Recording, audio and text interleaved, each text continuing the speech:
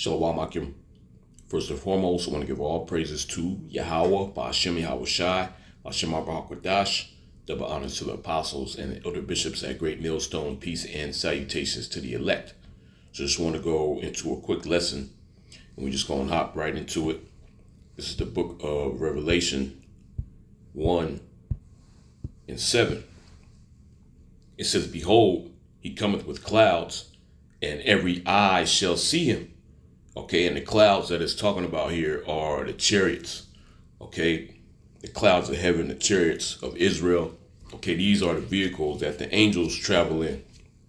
And Yahawashi, when he comes back, he's coming back with all the hosts of heaven.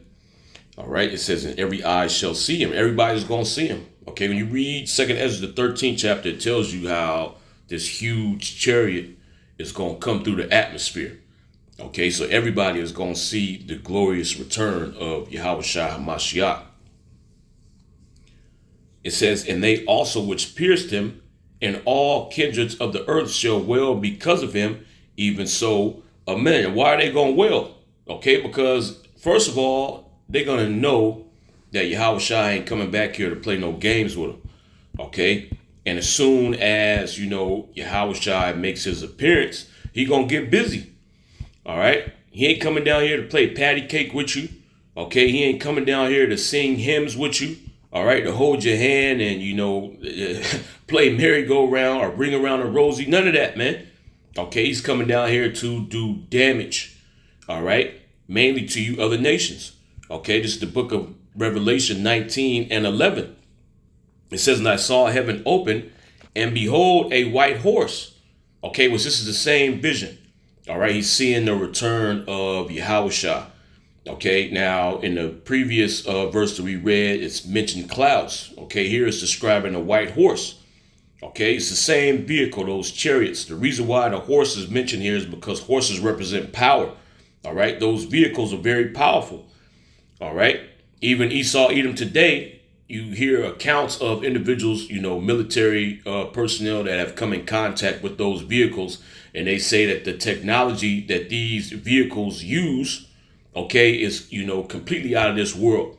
All right. We have nothing that can match, the capabilities that these vehicles have. All right. It says, "And I saw heaven open, and behold, a white horse, and he that sat upon him was called Faithful and True," which is talking about Yahawashi. Okay. It says, "And in righteousness he doth judge and make war." And that's exactly what he's coming down here to do. Okay, like I said earlier, he ain't playing games with you people, man. All right, he ain't coming down here to make songs with you. Okay, to put a smile on your face, to comfort you. Okay, he's coming down here to judge, all right, and wage war. Why does judgment need to go out? Okay, let's bring this out real quick. This is the book of 2nd Ezra 15 and 5. It says, "Behold, saith the Lord, Yahweh Ba'ashem Yahawashi, I will bring plagues upon the world, the sword, famine, death, and destruction, for wickedness hath exceedingly polluted the whole earth, and their hurtful works are fulfilled." So why is Yahawashi coming back? He's coming back to judge the earth. Okay, to judge the earth in righteousness, because righteous judgment is not going forth. You got all kind of wickedness taking place throughout the four corners of the earth, and the individual that's in power, okay, that's supposed to be executing righteous judgment, he's incapable of doing that. Okay, he's actually leading the world against Yahweh Ba'ashem Yahawashi in this global rebellion of sin and wickedness. Okay, so Yahawashi is coming back to take this devil out of power, okay, and to establish righteous ways down here on the earth. Okay, and that's going to begin with the destruction of these other nations and their armies. All right. So this is back in Revelation 19, and it's the 12th verse. It says, "His eyes were as a flame of fire, and on his head were many crowns." Okay, and why does he have many crowns on his head? Because all these different kingdoms that are in power right now, they're going to be destroyed. Okay, you other nations, you're going to have your sovereignty taken away from you. Okay, your authority down here, your judicial authority that you have down here is going to be taken away from you. Okay, and it's all going to be transferred to Yahawashi. All right, he's going to be the top ruler down here on the earth. Okay, this is the book of Daniel 7 Let's see here.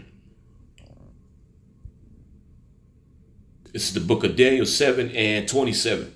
All right. It says, in the kingdom and dominion and the greatness of the kingdom under the whole heaven shall be given to the people of the saints of the Most High, which is talking about the Israelites. Okay. It says, whose kingdom is an everlasting kingdom, which is talking about Yahawashi's kingdom. Okay. And all dominions shall serve and obey him. So that's why he has many crowns on his head. Okay. Because all these kingdoms that are down here, all these domiciles, all right, these sovereign nations, they are going to give their sovereignty. Well, it's going to be taken away from them. They ain't going to give it away. Okay, it's going to be taken from them, and Yahawashi and the nation of Israel is going to reign supreme down here on the earth. Okay, because what's going to happen is the law, statutes, and commandments of Yahawashi are going to be established down here on the earth as the standard of how you're supposed to live.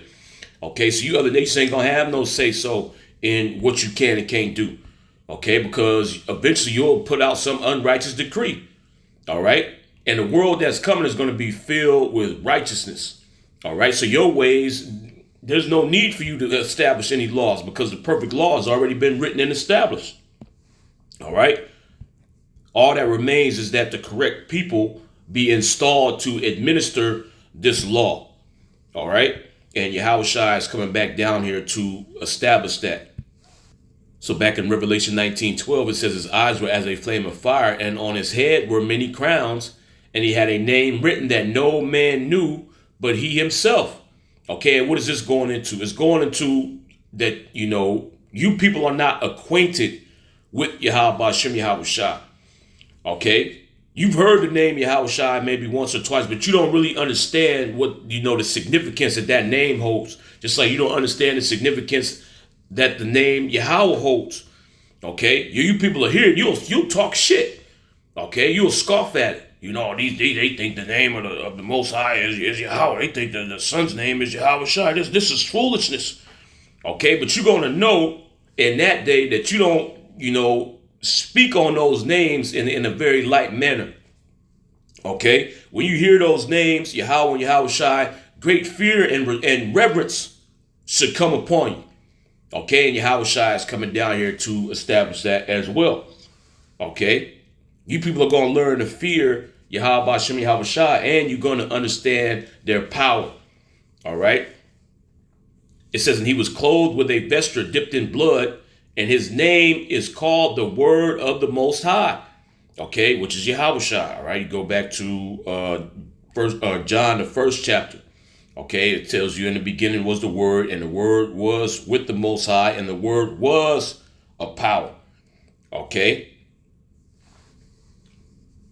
It says, and the armies which were in heaven followed him upon white horses, which is talking about the angels. Okay.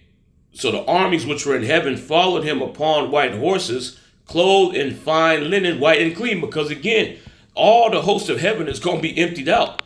Okay, Yahawashi is truly going to flex his power down here on the earth. And all you people are going to find out who Yahawashi truly is. Okay, you're going to find out what kind of power the creator of the heavens and the earth actually holds. Okay, because again, we speaking these words, and you people, there's no fear on the minds of these people. Okay, these people take what we saying lightly. And we're actually, telling you that Yahawashi is the one that's going to execute these things upon you. Okay, see, back in the ancient time, these people were acquainted to some extent on the name Yahweh. All right, like the example with Jonah. He got on that boat. He tried to go to Tarshish.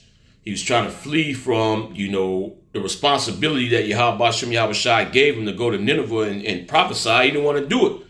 So he, tried to sneak off. Okay, he got in that boat and he was down in the bottom of the ship.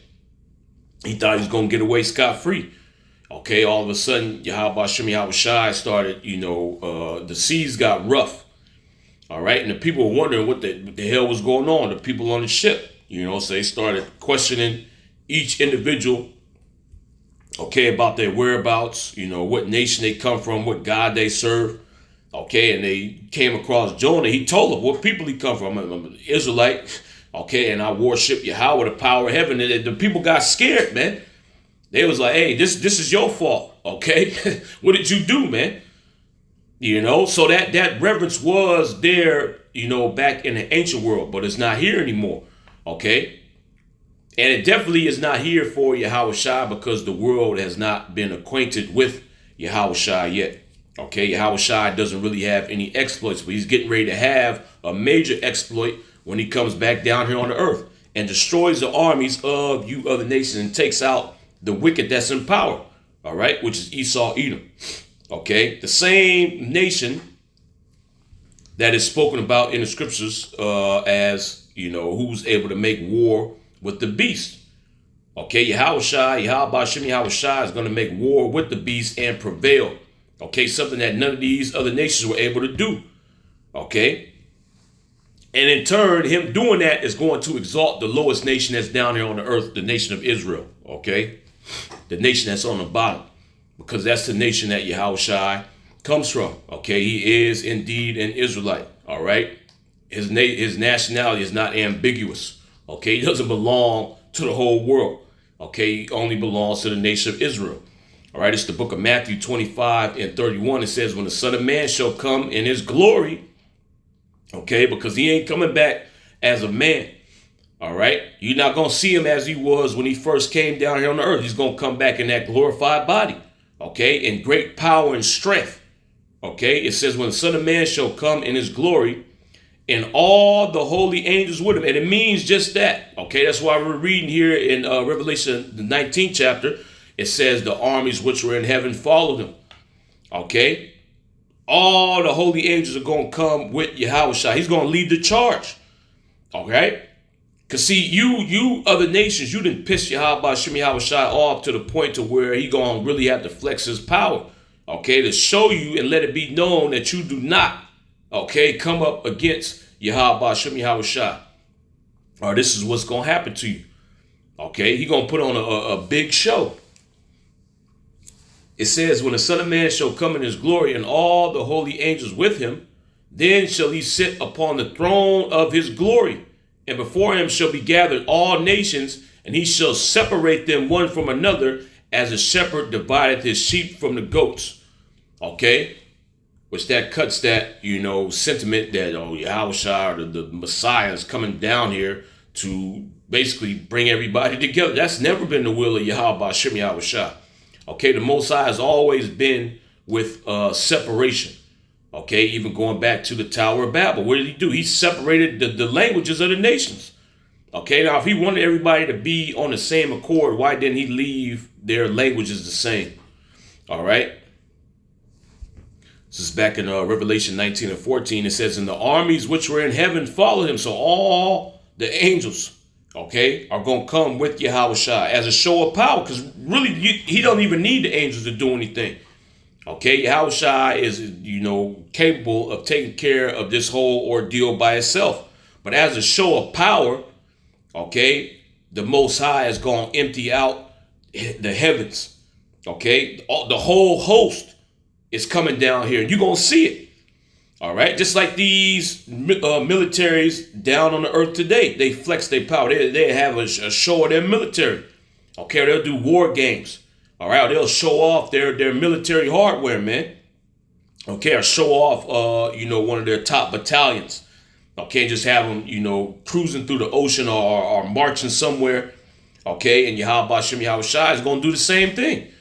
All right, he's going to show you his power. All right, so it's going to be instilled in the minds of you people. Don't ever come up against the God of Israel ever again, man. Okay, or them same chariots, all right, them same angels, all right, they're gonna come back. All right.